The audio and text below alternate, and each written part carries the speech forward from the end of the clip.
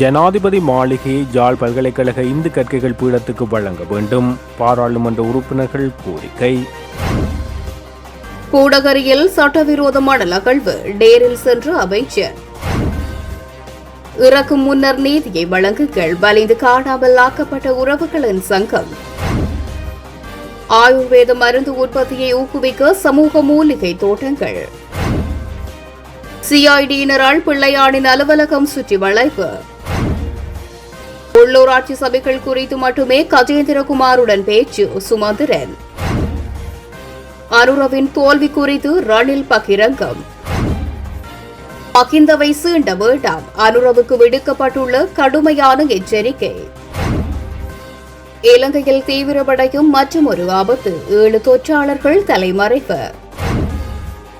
இலங்கையில் நடந்தது இனப்படுகொலையா? ஹரியானந்த சங்கரியிடம் விஜயதாச கேள்வி. இலங்கையில் மீண்டும் கொரோனா வைரஸ், வெளியாகிய புதிய தகவல்.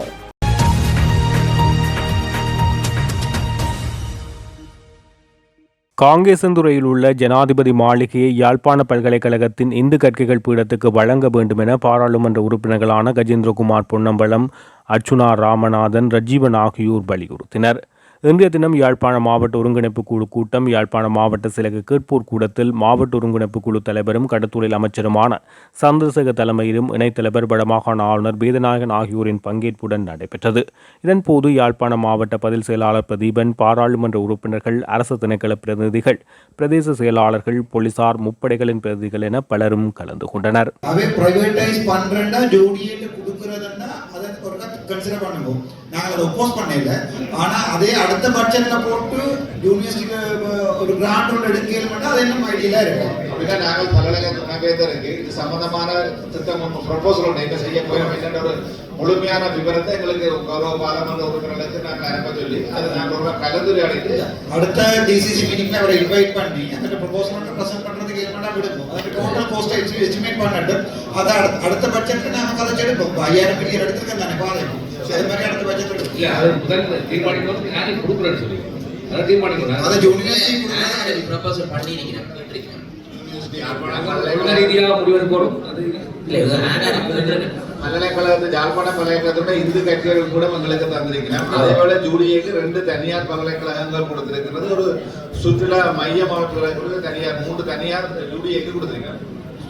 தனியார் பல்கலைக்கழகம் இதுல எப்படி சொல்லிச்சோம்னா இதுல ஒரு விஷயம் யூடிஏ வந்து மாஸ்டர் பிளான்ல வந்து இந்த இடத்த வந்து மிஸ் டெவலப்மெண்ட் ஜோன் கலப்பு ஆவர்த்தி வரையமாக தான் நாங்கள் அதை பிரகடனப்படுத்தி இருக்கிறோம். அந்த இடத்துல கலப்பட்ட வரைக்கும் எங்களுக்கு எஜுகேஷனும் பெறலாம், டூரிசம் பெறலாம். நம்ம இந்த அடிப்படையில் வந்து நீங்கள் எஜுகேஷனுக்கும் கொடுக்கலாம், டூரிசம் ரிலேட்டடுக்கும் கொடுக்கலாம். என்னென்னா அகாடமிக்ஸ் டெவலப்மெண்ட் ஜோனாக இருக்கிறதால ஒரு விஷயம். அடுத்தது வந்து என்னென்ன தெரியும், டிஎஸ்க்கு தெரியும். இந்த லேண்ட் வந்து முதலே 2020 எங்கள் யூடிஏக்கு பெஸ்ட் அக்விஷன் ப்ராசஸ் போய்கொண்டு இருக்கு. அந்த அக்விஷன் ப்ராசஸில் 29 ஏக்கர்ஸும் யூடிஏக்கு வழங்குறது போகிற மிக்ஸ் டெவலப்மெண்ட் பர்பஸுக்கு. அப்போ இதில் எங்கள்கிட்ட உண்மையான பிளானிங் பாயிண்ட் ஆஃப் வியூவில் நாங்கள் எங்கள்கிட்ட மேனேஜ்மெண்ட் தீர்மானிச்சிருக்கிறது வந்து இதை வந்து நாங்கள் ரீஃபர்னிஷ் பண்ணுறதுக்கு வந்து எங்களுக்கு நிறைய செலவினம் ஆகும்ன்றபடியால் பிபி மாடலில் வந்து ப்ரொசீஜரில் போகிறதுக்கு தான் தீர்மானிச்சிருக்கிறாங்க. தேங்க்யூ. இது என்னடா கிளிநொச்சி லைஃப் இதுதான் அகவியல் நகரில் வந்த பிரச்சனை. இந்த லேண்டை நாங்கள் வச்சிருக்கிறதா ஜோடியேட்டு கொடுக்குறதா பிரச்சனையாக இருந்தது. இப்போ கூட நீங்க சொல்றீங்க நான் இருக்காண்டு அதுக்குரிய டோட்டல் காஸ்ட் ஆகுது தெரியுமா? இது அதுக்கு முதல் அந்த கட்டிடம் கட்டுறதுல வந்து தனியார் நிறுவனம்.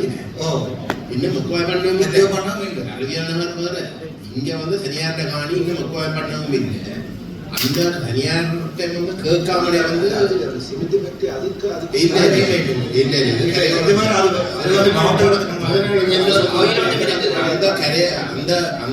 காணிக்காரர் எவர்டையும் வந்து தொடர்படுத்த வந்து கேட்காமலே வந்து யூடிஏ வந்து பண்ண பார்க்கறது வந்து அது பொறுத்து அப்படி நான் கொடுக்கல. ரெண்டாவது அதுக்கு நீங்கள் மாசம் காலம் இருக்குன்னு சொல்றீங்க. அதுல டோட்டல் காஸ்ட் என்ன? 1 மாசம் பிளான் ஆஃப் டோட்டல் காஸ்ட் என்ன? கிளிநொச்சியில இப்படிதான் சொல்லப்படுது. நாங்கள் பப்ளிக் பிரைவேட் பார்ட்னர்ஷிப் போட்டு செய்ய போறோம்.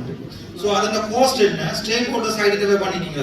லேண்டை அக்வயர் பண்றது தான் எங்களோட கௌரவ அமைச்சர் எல்லா ஜூடியன் வேலையாக இருக்கிறது. லேண்டை ப்ரொக்யூர் பண்ண போறோம். ஃபர்ஸ்ட் லேண்ட் லேண்ட் டாக்குமெண்ட் மூலம் அந்த மாஸ்டர் பிளான் இருக்குன்னா டோட்டல் காஸ்ட் என்ன, உங்களோட ஸ்டேக் ஹோல்டர்ஸ் யார் யார் எவ்வளவு ஃபண்ட் பண்ணினோம்ன்றதை சொல்லுங்க.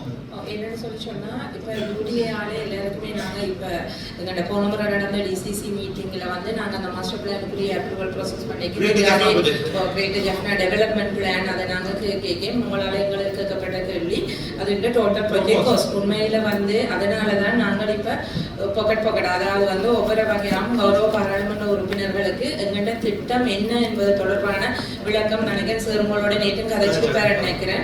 அந்த விஷயம் நாங்கள் எடுத்திருக்கிறோம். அப்படின்னா உங்களுக்கு அந்த திட்டம் என்னடா ஒரு மாஸ்டர் பிளான் என்றது 17 உள்ளூராட்சி அதிகார சபைகளும் உள்ளடக்கியதாக இருக்கிறதால எங்களுக்கு இந்த ஃபோரத்தில் வந்து அதை லெந்தியாக ப்ரெசென்ட் பண்ணி இல்லாமல் இருக்கு எனக்கு சொல்லிச்சுன்னா கன்சல்டேஷன். அதனால உங்களுக்கு தனியாக கேட்டிருக்காங்க. உண்மையாக வந்து அந்த திட்டத்தின் நோக்கம் வந்து நாங்கள் பிளான் அதாவது வந்து இந்த இடத்துல இந்த சோனியில் இந்த திட்டம் நீங்கள் கேட்குற மாதிரி பிஸ்னஸ் பிளான் நாங்கள் செய்யறது வந்து உண்மையாக அடுத்த ஸ்டேஜ்ன்றதை நான் உங்களுக்கு இதை உங்களோட கன்செப்ட் பேப்பரை பற்றி எனக்கு அது விளங்குது. கன்செப்ட் யாருன்னு கொடுக்கலாம். இப்போ வீடாதிபதி சொல்லுவேன் தான் ஒரு ஹாஸ்பிட்டலே கட்ட போகிறேன், அதான் கன்செப்ட். நீங்கள் சொல்றது பிஸ்னஸ் கேஸ் அல்ல, பிஸ்னஸ் சார்ட்டரை பற்றி சொல்றீங்க, கன்செப்ட் பேப்பரை பற்றி கதைக்கிறீங்க. கன்செப்ட்ன்றது மட்டும் என்ன, அந்த லேண்டை அக்வயர் பண்ணிக்கொண்டு பப்ளிக்ல இருந்து பிரைவேட்ல இருந்து நாங்கள் ஃபண்டை ரைஸ் பண்ணி அதில் ஒரு டெவலப்மெண்ட் செய்ய போகிறோன்றது. முதலீட்டாளர்கள் எங்கள் மாகாணத்துக்கு தேவை, ஆனால் சில உள்ளூராட்சி மன்றங்களின் செயலாளர்கள் அவர்களை அலைக்கழிக்கின்றனர். ஒரே தடவையில் தேவையான ஆவணங்களை கொண்டு வரச் சொல்வதில்லை. இப்போது கூட ஒரு சபையின் செயலாளர் இவ்வாறு முதலீட்டாளர் ஒருவரை அலைய விட்டிருக்கின்றார் என வடக்கு மாகாண ஆளுநர் ந. வேதநாயகன் தெரிவித்தார். வேலணை பிரதேச சபையின் ஏற்பாட்டில் உள்ளூராட்சி விழா 2024 சபையின் செயலாளர் தே. தியாகச்சந்திரன் தலைமையில் நேற்றைய தினம் வியாழக்கிழமை வேலணை மத்திய கல்லூரியின் துரைசாமி மண்டபத்தில் நடைபெற்றது. இந்த நிகழ்வின் பிரதம விருந்தினராக கலந்து கொண்டு ஆளுநர் உரையாற்றிய போது இவ்வாறு தெரிவித்தார். மக்களுடன் உள்ளூராட்சி மன்றங்கள் மிக நெருக்கமாக பணியாற்றத்தான் வேண்டும். ஏனெனில் உள்ளூராட்சி மன்றங்களால் மக்களுக்கு பல சேவைகள் கிடைக்கப் பெறுகின்றன.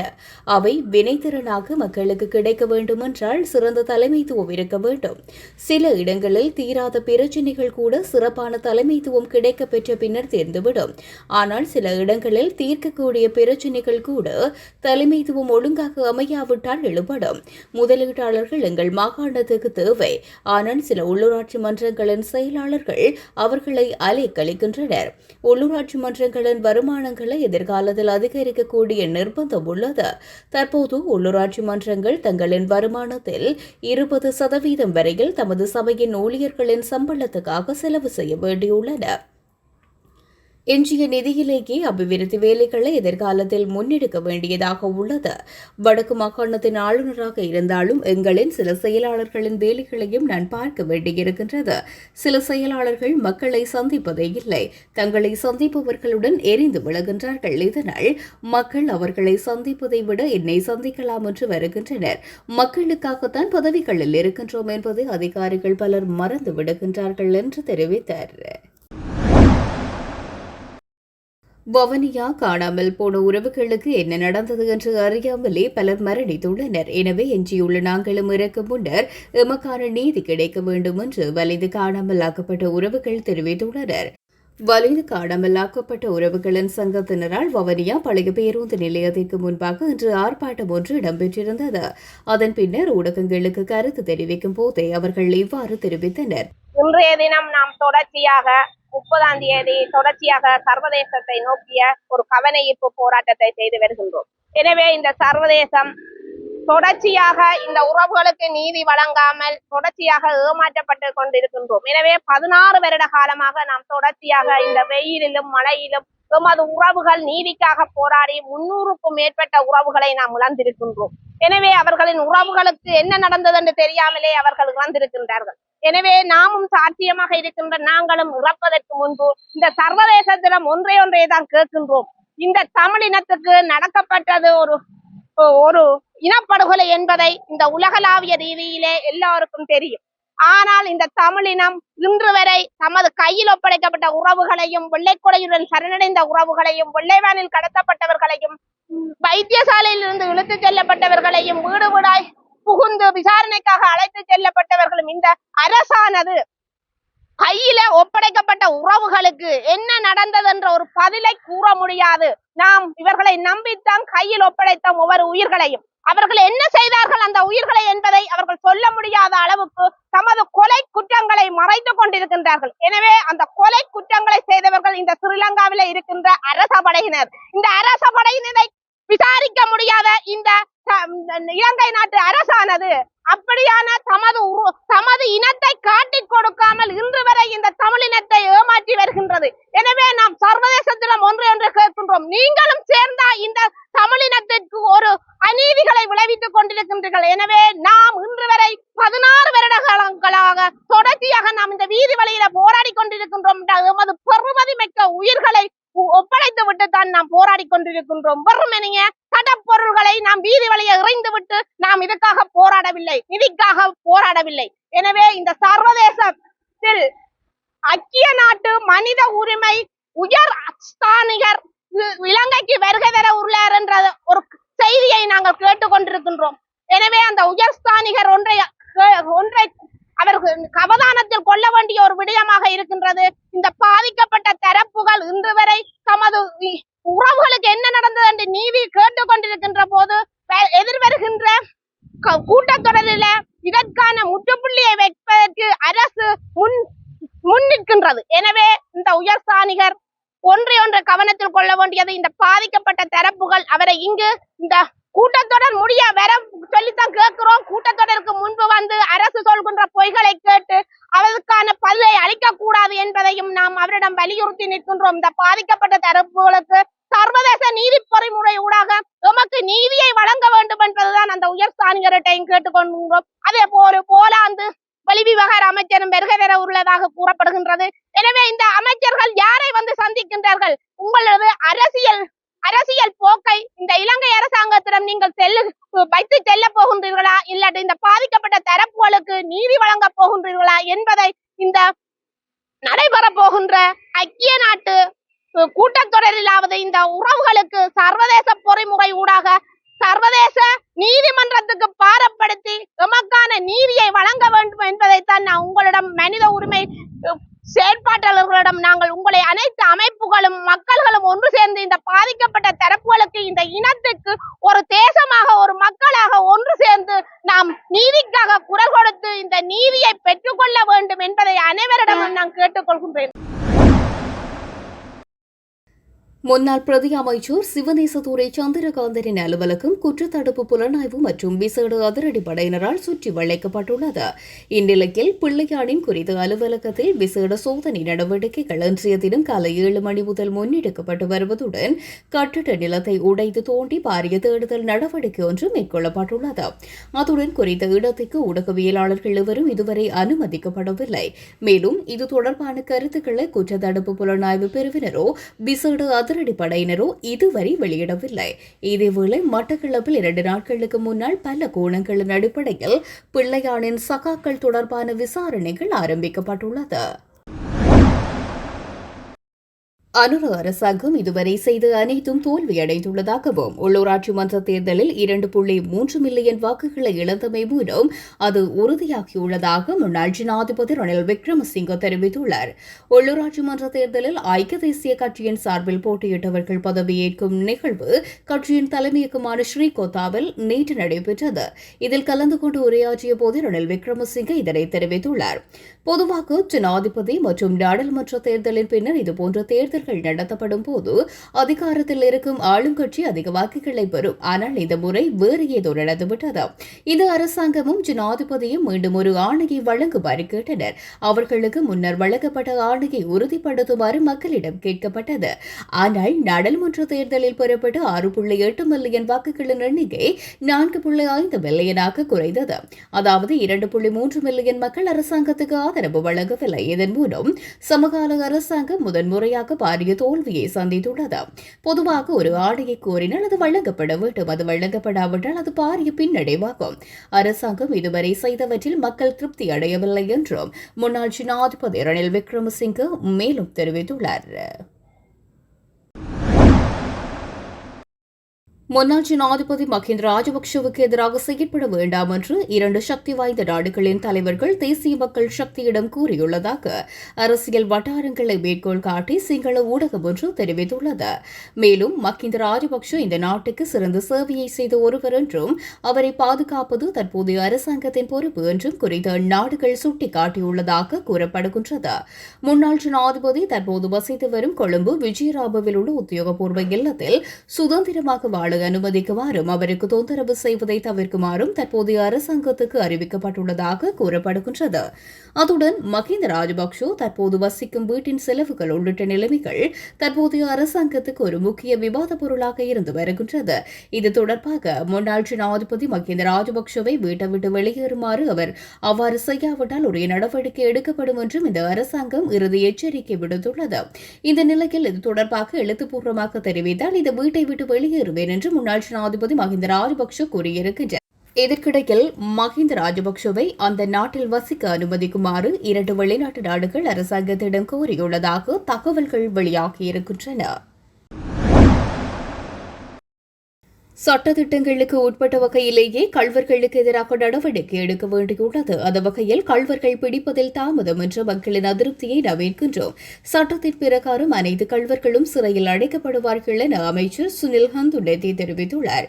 கொழும்பில் உள்ள தனியார் தொலைக்காட்சி ஒன்றுக்கு வழங்கிய நேர்காணலின் போது அவர் இந்த விடயத்தினை கூறியிருக்கின்றார். அவர் மேலும் தெரிவிக்கையில், தேசிய மக்கள் சக்தியினர் பதவி பட்டங்களுக்காக அரசியல் செய்யும் நபர்கள் கிடையாது. எவரும் பதவிகளை கேட்டு பெறுவதில்லை. கட்சியால் பதவிகள் கையளிக்கப்படும். அந்த பொறுப்பு சரியாக நிறைவேற்றப்படும். அதற்காக அர்ப்பணிப்புடன் தோழர்கள் செயற்படுவார்கள். தேசிய மக்கள் சக்தியினருக்கு 3/2 பெரும்பான்மை பலத்தை வழங்கியும் கள்வர்களை பிடிப்பதில் அவர்கள் வேகம் காட்டவில்லை. கள்வர்களை சிறையில் அடைக்கவில்லை என்ற கவலை மக்கள் மத்தியில் உள்ளது. அதனை நாம் ஏற்கின்றோம். நாம் ஆயுத புரட்சி மூலம் ஆட்சியை பிடிக்கவில்லை. கியூபா மற்றும் வடகொரியாவில் நடந்ததை போன்றும் ஆட்சியை பிடிக்கவில்லை. ஜனநாயகம், சட்டம் மற்றும் அரசமைப்பின் பிரகாரமே தேசிய மக்கள் சக்தி ஆட்சிக்கு வந்துள்ளது. எனவே சட்டத்திட்டங்களுக்கு உட்பட்ட வகையிலேயே செயற்பட வேண்டியுள்ளது. அதன் பிரகாரம் நாம் செயற்பட்டு வருகின்றோம். மோவின் சில்வா, கெஹலிய ரம்புக்வெல்ல, பிரசன்ன ரணவீர உள்ளிட்டவர்கள் சிறையில் உள்ளனர். சட்டம் உரிய வகையில் செயற்பட்டு வருகின்றது. அது உரிய வகையில் செயல்படுத்தப்படும். அனைத்து கள்வர்களும் சிறையில் அடைக்கப்படுவார்கள் என்றும் சுட்டிக்காட்டினார். மாத்தறை மாவட்டம் முழுவதும் 257 HIV தொற்றாளர்கள் கண்டுபிடிக்கப்பட்டுள்ளதோடு 7 தொற்றாளர்கள் தலைமறைவாகியுள்ளதாக சுகாதாரத்துறை தெரிவித்துள்ளது. பஸ்குட விதாத சம்பத் மையத்தின் தகவல் மற்றும் தொடர்பு தொழில்நுட்ப உதவி அதிகாரி மதுர சஞ்சீவ இந்த தகவலினை வெளியிட்டிருக்கின்றார். அவர் மேலும் தெரிவித்ததாவது, 257 HIV தொற்றுள்ளவர்களில் 15 பேர் வெலிகம பகுதியில் இருந்து பதிவாகியிருக்கின்றார்கள். மேலும் 7 தொற்றாளர்கள் தற்போது சுகாதாரத்துறையால் பிடிக்கப்படாமல் தலைமறைவாக இருக்கின்றனர். இதேவேளை HIV நோயாளிகளுக்கு வழங்கப்படும் மேற்கத்தைய மருத்துவ சிகிச்சைகள் இலவசமாக இலங்கையில் வழங்கப்படுகின்றன.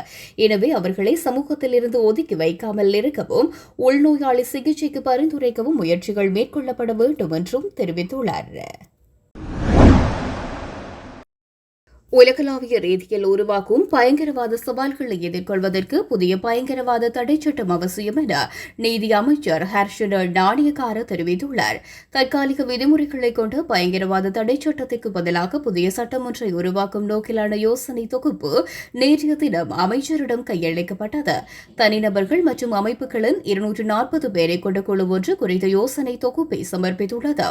இதன்போது புதிய பயங்கரவாத சட்டம் ஒன்றை உருவாக்கும் நோக்கில் கடந்த அரசாங்கங்கள் ஆணைக்குழுக்களை நியமித்திருந்த போதிலும் சட்டம் உருவாக்கப்படவில்லை என்பதை அமைச்சர் சுட்டிக்காட்டியுள்ளார். அத்துடன் தற்போது புதிய சட்டத்தை உருவாக்குவதற்கான நடைமுறைகள் ஆரம்பிக்கப்பட்டுள்ளதாகவும் அவர் குறிப்பிட்டுள்ளார். கனடாவில் பயங்கரவாத அச்சுறுத்தல்கள் தோற்றம் பெறுமாயின் அதன் விளைவாக ஏற்படும் உயிரிழப்புகள் தொடர்பில் கனேடிய அரசு நடவடிக்கை எடுக்குமாயின் இதனையும் இனப்படுகொலை என்று வகைப்படுத்துவீர்களா என்று கனடாவின் பொதுமக்கள் பாதுகாப்பு அமைச்சர் ஹரி ஆனந்த் சங்கரியிடம் முன்னாள் நீதி அமைச்சர் விஜயதாச ராஜபக்ஷ கேள்வி எழுப்பியுள்ளார். இந்த விடயம் குறித்து விஜயதாச ராஜபக்ஷவினால் ஹரி ஆனந்த் சங்கரிக்கு அனுப்பி வைக்கப்பட்டிருக்கும் கடிதத்திலேயே இவ்வாறு குறிப்பிடப்பட்டுள்ளது. அதில் மேலும் குறிப்பிடப்பட்டிருப்பதாவது, கடந்த அரசாங்கத்தில் நீதி, சிறைச்சாலைகள் மற்றும் அரசியலமைப்பு மறுசீரமைப்பு அமைச்சராக பதவி வகித்த நான் தேசிய நல்லிணக்கத்தை கட்டியெழுப்புவதற்கான நடவடிக்கைகளில் தொடர்ந்து ஈடுபட்டேன். இலங்கையில் சுபீட்சத்தையும் புரிந்துணர்வையும் கட்டியெழுப்பும் நோக்குடனேயே உங்களுக்கு இந்த கடிதத்தை எழுதுகின்றேன். முதலாவதாக, கனடாவின் அரசியலில் உச்சத்தை எட்டியிருக்கும் உங்களுக்கு எனது வாழ்த்தினை கூறுகின்றேன். இலங்கையில் சகல சமூகங்களினதும் மதிப்பை பெற்று தமிழ் அரசியல்வாதியான வி. ஆனந்த சங்கரியின் மகனான உங்களது அமைச்சு நியமனம் மிகுந்த முக்கியத்துவம் பெறுகின்றது. உங்களது தந்தையின் சார்பில் 2002ஆம் ஆண்டு நீதிமன்றத்தில் முன்னிலையான நான் தமிழர் ஐக்கிய விடுதலை கூட்டணியின் தலைவராக அவர் பதவி வகிப்பதை வெற்றிகரமாக நியாயப்படுத்தி வென்றேன். அதேபோன்று 2004ஆம் ஆண்டு தமிழீழ விடுதலை புலிகளால் அவரது உயிருக்கு அச்சுறுத்தல் ஏற்பட்ட போது அவர் தப்பி வந்து எனது வீட்டில் தஞ்சம் புகுந்தார். அவருக்கு பாதுகாப்பு அளித்த நான் அவரை அப்போதைய ஜனாதிபதி சந்திரிகா பண்டாரநாயக்க குமாரதுங்கவிடம் அழைத்துச் சென்றேன். எனது வேண்டுகோளின்படி அவர் உங்களது தந்தைக்கு அரச பாதுகாப்பு வழங்கியதுடன் அது சுமார் 2 தசாப்தங்கள் வரை தொடர்ந்தது. இவ்வாறானதொரு பின்னணியில் அண்மைய காலங்களில் வெளியிடப்பட்டுள்ள சில கருத்துக்கள் மற்றும் விடுதலை புலிகள் இயக்கத்தின் தலைவர் வேலுப்பிள்ளை பிரபாகரனை ஒரு முன்னுதாரணமாக காண்பிக்கும் வகையிலான செயற்பாடுகள் தொடர்பில் நான் மிகுந்த அதிருப்தி அடைகின்றேன். தமிழீழ விடுதலை புலிகளால் சுமார் 60,000க்கும் மேற்பட்டோர் கொல்லப்பட்டதுடன் அவர்களில் சுமார் 27,000க்கும் மேற்பட்டோர் ராணுவத்தினர். அது மாத்திரமன்றி முக்கிய தமிழ் அரசியல் தலைவர்கள், சமூக தலைவர்கள், புத்துஜீவிகள் என பலரும் விடுதலை புலிகளால் கொல்லப்பட்டனர். பொதுமக்களின் பாதுகாப்புக்கு பொறுப்பான அமைச்சர் என்ற ரீதியில் கனடாவில் இவ்வாறான அச்சுறுத்தல்கள் தோற்றம் பெறுமாயேன், உயிரிழப்புகள் தொடர்பில் கனேடிய அரசு நடவடிக்கை எடுக்குமாயேன் அதனையும் இனப்படுகொலை என்று வகைப்படுத்துவீர்களா? இல்லையெனில் இலங்கை மீது அதனை ஒத்த வகையில் முன்வைக்கப்படும் குற்றச்சாட்டு தீவிர கரிசனைக்குரியதாகும். தற்போது இலங்கைக்கு தூரநோக்கு சிந்தனையும் கருணையும் தேவைப்படும் சந்தர்ப்பத்தில் சில புலம்பெயர் அமைப்புகள் மற்றும் சில வெளிநாட்டு தரப்புகளின் சந்தர்ப்பவாத அரசியல் செயற்பாடுகள் உள்நாட்டு நிலவரத்தை மேலும் மோசமாக்குகின்றன. கனடாவினுடைய முன்னாள் பிரதமர் ஜஸ்டின் ட்ரூடோ மற்றும் பிரம்டன் நகர மேயர் பேட்ரிக் பிரவுன் ஆகியோர் இந்த துருவமயமாக்கலுக்கு பங்களிப்பு செய்துள்ளனர். அதற்கு காரணம் தமிழ் சமூகத்தின் மீதான அக்கறை அல்ல, மாறாக அரசியல் ரீதியான நோக்கங்களும் தேர்தல் அடைவுகளுமே அதற்கு காரணமாகும் என்றும் அந்த கடிதத்தில் சுட்டிக்காட்டப்பட்டுள்ளது. மலேசியா மற்றும் இந்தியாவில் பரவி வரும் கொரோனா மாறுபாடு இலங்கையில் பரவி வருவது உறுதி செய்யப்பட்டுள்ளதாக கொழும்பு மருத்துவ ஆராய்ச்சி நிறுவனத்தின் வைரஸ் நோய்க்கான விசேட வைத்திய நிபுணர் யோட் ஜெயமஹா தெரிவித்திருக்கின்றார். நடத்தப்பட்ட சோதனைகளின்படி கொரோனா ஒமிக்ரோன் மாறுபாடு LFI மற்றும் NB 1.8.1 இலங்கையில் பரவுவது என்பது உறுதி செய்யப்பட்டுள்ளது என்றும் குறிப்பிடப்பட்டிருக்கின்றது. கர்ப்பிணி தாய்மார்கள், வயதான பெண்கள் மற்றும் பலவீனமான நோயாளிகள் தங்களது சுய பாதுகாப்பை கவனித்துக் கொள்ள வேண்டும் என்றும் வைத்திய நிபுணர் வலியுறுத்தியிருக்கின்றார். அதன்படி அவர்கள் முகமூடி அணிவது, கைகளை கழுவுவது மற்றும் நெரிசலான இடங்களை தவிர்ப்பது போன்ற சுகாதார பழக்கங்களை பின்பற்ற வேண்டும் என்றும் தெரிவித்திருக்கின்றார். உள்ளூராட்சி மன்றங்களில் இணைந்து ஆட்சி அமைப்பது தொடர்பாக இலங்கை தமிழரசு கட்சிக்கும் அகில இலங்கை தமிழ் காங்கிரசுக்கும் இடையிலான சந்திப்பு இன்று யாழ்ப்பாணம் குக்குவில் பகுதியில் உள்ள தனியார் விடுதியில் மாலை நேரம் இடம்பெற்றது. இந்த சந்திப்பு கலந்துரையாடல் இடம்பெற்ற பின்னர் கொள்கை அளவில் இணக்கப்பாடு எட்ட முடியாததன் காரணமாக குறித்த கலந்துரையாடல் தோல்வியில் முடிவடைந்துள்ளதாக பாராளுமன்ற உறுப்பினர் கஜேந்திரகுமார் பொன்னம்பலம் தெரிவித்தார். இன்றைக்கு தமிழரசு கட்சியினுடைய பதித்தலைவர் CVK சிவஞானம் அவர்கள் ஒரு சில நாட்களுக்கு முன்பதாக வந்து என்னோட தொடர்பு கொண்டு தாங்கள் எங்களோட வந்து பேச விரும்புவதாக அறிவிச்சிருந்தார். குறிப்பாக தங்களுடைய பதவி செயலாளர் சுமந்திரன் அவர்களும் தானும் எங்களோட பேச விரும்புவதாக, அந்த வகையிலே இன்றைக்கு நாங்கள் சந்திக்கிறதுக்கண்டு இணங்கியிருந்தோம். இந்த சந்திப்பு தொடர்பாக இங்கு வரவரைக்கும் நாங்கள் அது என்ன நிகழ்ச்சிகள் அமையப்போகிறன்றதை பற்றி நாங்கள் பேசவில்லை. அந்த வகையில் வந்து இந்த பேச்சுவார்த்தையிலே வந்து எங்களுக்கு அழைப்பு விடுத்த தமிழரசு கட்சியுடைய தலைவரும் செயலாளரும் வந்து இந்த தேர்தலுக்கு பிற்பாடு வடகிழக்கிலே தமிழ் கட்சிகள் ஆட்சி அமைக்கிறது மிகவும் அவசியம். அந்த வகையிலே எங்களுக்கும் தமிழரசு கட்சிக்கும் இடையிலே ஒரு புரிந்துணர்வை ஏற்படுத்துகின்ற பொழுது அந்த அனைத்து சபைகளிலேயும் குறிப்பாக வடக்கிலே அனைத்து சபையிலேயும் கிழக்கிலேயும் கணிசமான சபையிலே வந்து ஒரு அறுதி பெரும்பான்மை ஏற்படுத்தலாம். அந்த அறுதி பெரும்பான்மையை ஏற்படுத்துவதற்கு ஒரு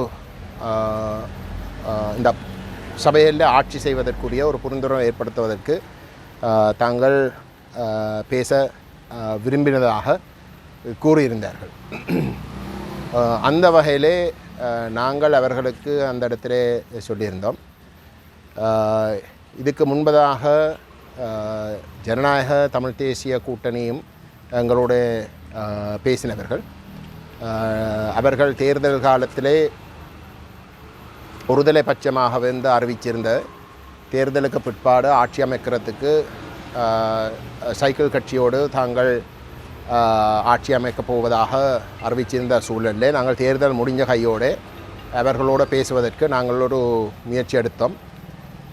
அந்த முயற்சியிலே நாங்கள் தெளிவாக அவர்களுக்கு சொன்ன கருத்தை தான் நாங்கள் உங்களோடும் சொல்ல விரும்புகிறோம். அதாவது இந்த தேர்தலில் மக்கள் ஒரு தெளிவான ஆணையை தமிழ் தேசியத்துக்காக தான் கொடுத்திருக்கிறார்கள்.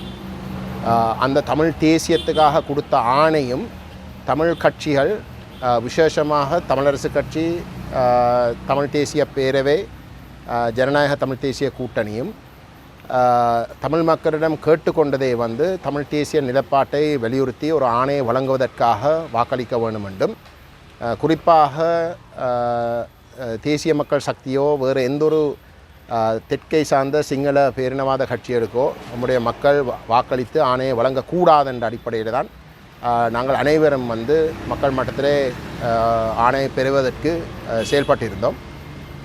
ஆகவே அதுதான் மிக முக்கியமான ஆணை. அந்த ஆணையை மீறுகின்ற வகையிலே எவரும் நடந்து கொள்ளக்கூடாது. அதாவது வடகிழக்கிலே தமிழ் மக்கள் தமிழ் தேசிய நிலைப்பாட்டுக்கு ஒரு மகத்தான ஒரு ஆணையை வழங்கியிருக்கின்ற சூழலில் அந்த ஆணையை குழப்புற வகையில் எவருமே நடந்து கொள்ளக்கூடாதுன்றது தான் எங்களுடைய நிலைப்பாடு. அதுக்கு அதை நடைமுறைப்படுத்துவதற்கு மிகவும் உகந்த அணுகுமுறை நாங்கள் கொள்கை ரீதியாக இந்த தமிழ் தேசியத்தை பேசி வாக்கை பெற்ற தரப்புகள் கொள்கை ரீதியாக ஒரு பொது நிலைப்பாட்டுக்கு வந்து நாங்கள் ஒரு கூட்டாக எதிர்காலத்தில் செயல்படுவது. அதுதான் இந்த ஆணைக்கு நாங்கள் செய்யக்கூடிய மிகச்சிறந்த செயல். அது தவறுகின்ற பொழுது, அதாவது கொள்கை ரீதியாக நாங்கள் பேசிய ஒரு இணக்கப்பாட்டுக்கு வர முடியாததாக இருந்தால், அல்லது எவரும் அந்த கொள்கை ரீதியாக இணக்கப்பாட்டுக்கு வர தயாரில்லை, வெறுமனே இந்த சபைகளில் வந்து பெரும்பான்மையை காட்டி சபையை கைப்பற்றுவது மட்டும்தான் நோக்கமாக இருந்தால் அதுக்கு நாங்கள் உடந்தையாக இருக்க போகிறதில்லை. நாங்கள் அவ்வகையான ஒரு இணக்கப்பாட்டுக்கு வர தயாரில்லை. கொள்கையை விட்டு ஒரு இணக்கப்பாட்டு வெறுமனே ஆட்சி அமைக்கிறதுக்கும் பதவியை பெறுவதற்கும் எங்களுக்கு வருவதற்கு எந்த விதமான தேவையும் இல்லை. மாறாக நாங்கள் ஒருதலை பட்சமாகவே ஒரு இணக்கப்பாட்டு இல்லாத இடத்துல நாங்கள் ஒருதலை பட்சமாகவே முடிவெடுத்திருக்கின்றோம். முதலிடத்தில் இருக்கக்கூடிய கட்சிக்கு நாங்கள் அந்த முதலிடத்தில் இல்லாவிட்டால் அந்த முதலிடத்தில் இருக்கக்கூடிய கட்சிக்கு தவிசாளர் பதவியை பெறுவதற்கு எங்களுடைய ஆதரவு இருக்க வேண்டும். ரெண்டாம் இடத்தில் இருக்கக்கூடிய தமிழ் தேசியம் சார்ந்த கட்சிக்கு உபதவிசாளர் பதவி பெறுவதற்கும் எங்களுடைய ஆதரவு இருக்கும் என்றது அது எங்களுடைய ஒருதலைபட்சமான நிலைப்பாடு. கொள்கை ரீதியான இணக்கப்பாடு வருகின்ற பட்சத்தில் நாங்கள் எங்களுடைய அந்த நிலைப்பாடு தொடர்பாக விட்டு கொடுப்புகளை கூட நாங்கள் செய்ய தயார். இப்போ உதாரணத்துக்கு வந்து சில இடங்களிலே வந்து எங்களுக்கு உபதவிசாளர் பதவியில் விட்டு கொடுப்பு செய்ய வேணும். தங்களுக்கு வேறு ஒரு தரப்புக்கு ஒன்று டிடிஎன்ஏக்கோ இல்லாட்டி ஐடிஏக்கோ உபதவிசாளர் பதவியும் அவசியம் என்று கேட்குற வந்து வேணுமென்றால் நாங்கள் அதை பரிசீலிக்க தயார். ஒரு கொள்கை ரீதியான இணக்கப்பாட்டு இருந்தால் மட்டும்தான். அப்படி இல்லாத இடத்துல வந்து நாங்கள் இந்த ஒருதலைபட்சமான நிலைப்பாட்டை தாண்டி நாங்கள் வேறு எதை பற்றியும் நாங்கள் கதைக்க தயாரில்லை. ஏன்னா கதைக்க வேண்டிய தேவையும் இல்லை. எங்களுடைய நிலைப்பாட்டு ஜனநாயகத்தை முழுமையாக கடைபிடிக்கின்ற ஒரு நிலைப்பாடு. ஜனநாயக தமிழ் தேசிய கூட்டணிக்கு நாங்கள் சொன்னது, நாங்கள் எப்போ உங்களோட ஒரு கொள்கை ரீதியான நிலைப்பாட்டுக்கு வருகிறோமோ அந்த இடத்துல வந்து உங்களுடைய ஆசனங்களையும் எங்களுடைய ஆசனங்களுடைய எண்ணிக்கையும் நாங்கள் கூட்டி பார்க்குறதுக்கு தயார்.